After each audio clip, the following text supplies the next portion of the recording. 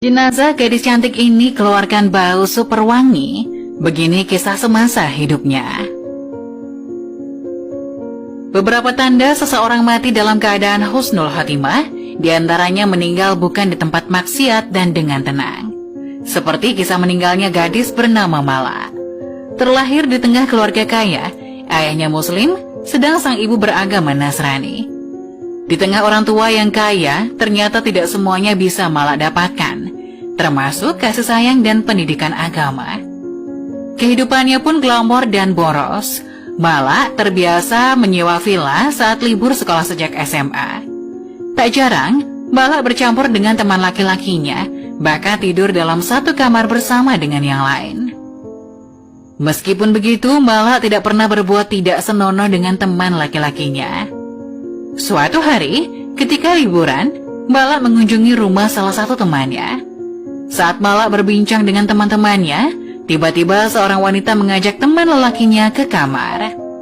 Alangkah terkejutnya Mala saat melihat teman wanitanya berdua dengan cowok di kamar sedang melakukan tindakan memalukan. Mala marah seketika dan menampar wajah teman wanitanya. Lalu ia berlari dan pulang. Dari kejadian itu, Mala menjadi sering menyendiri dan merenung. Perubahannya bahkan terlalu ekstrim untuk seorang dengan kehidupan serba cukup.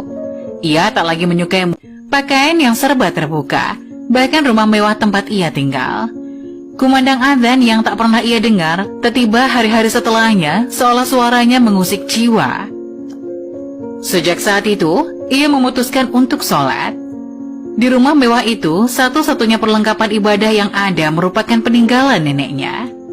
Mukena dan sajadah milik mendiang nenek ia gunakan untuk sholat. Dalam sholatnya, ia menyesali perbuatan yang selama ini ia jalani. Air matanya menganak sungai saat sujud, ia menangis terseduh-seduh. 1 jam berdoa, ia pertama kalinya mengaku merasakan ketenangan batin. Saat pikiran jernih, Mala teringat akan pamannya yang alim. Ia pun memutuskan untuk belajar pada pamannya. Dari pamannya, Mala belajar agama Islam dengan kasih sayang, mulai dari cara wudhu yang benar hingga ilmu agama lainnya. Beberapa hari di rumah paman sekaligus guru agamanya, Mala tiba-tiba menguatkan tekad untuk belajar lebih dalam. "Paman, berapa lama waktu yang dibutuhkan untuk menghafal Al-Quran?" tanyanya. "Insya Allah 5 tahun, jawab sang paman. Dalam pikirannya, Mala khawatir tidak bisa menyelesaikan hafalan Quran sebab usianya belum tentu mencapai 5 tahun ke depan. Namun dengan semangat belajar yang tinggi, sejak hari itu ia mulai menghafal Al-Quran dengan bantuan sang paman. Beberapa waktu berselang ketika Mala sedang menghafal Al-Quran, ayahnya datang dengan marah-marah meminta Mala pulang. Tapi Mala tidak mau karena ingin melanjutkan hafalan Al-Qurannya. Setelah perdebatan alot, akhirnya Mala diizinkan untuk tinggal di rumah sang kakek. Subhanallah, tak lama kemudian Mala telah menghafalkan 30 juz Al-Quran. Belum mencapai target 5 tahun, ia sudah menjadi hafizah. Bahkan dalam waktu yang sangat singkat, hanya 3 bulan, cita-cita yang selalu ia dengungkan dalam doa sekarang terkabul. Pasca bisa menghafal 30 juz dalam waktu 3 bulan, Mala mengadakan acara syukuran. Seluruh keluarga dan kerabat diundangnya. Semua telah berkumpul, acara hampir dimulai, tapi Mala tak kunjung terlihat juga. Seorang wanita yang merupakan kerabat Mala sebelumnya melihat Mala tengah sholat di kamar. Terlalu lama menunggu, keluarga menjemput Mala di kamarnya. Dan alangkah terkejutnya mereka saat melihat Mala, sang hafizah terbaring tanpa gerakan sedikit pun sembari memegang mushaf Al-Quran.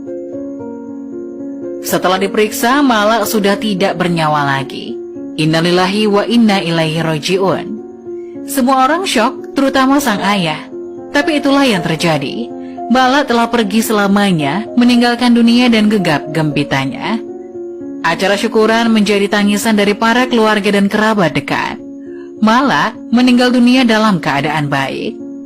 Seketika itu jenazah Mala langsung diurus, mulai dari memandikannya. Saat hendak dikafani, sebuah keajaiban pun terjadi. Kafan yang telah disiapkan tiba-tiba hilang. Karena tidak kunjung ditemukan, keluarga akhirnya menggunakan kain hijau yang terikat di sebuah tiang rumah sebagai kain kafan. Anehnya,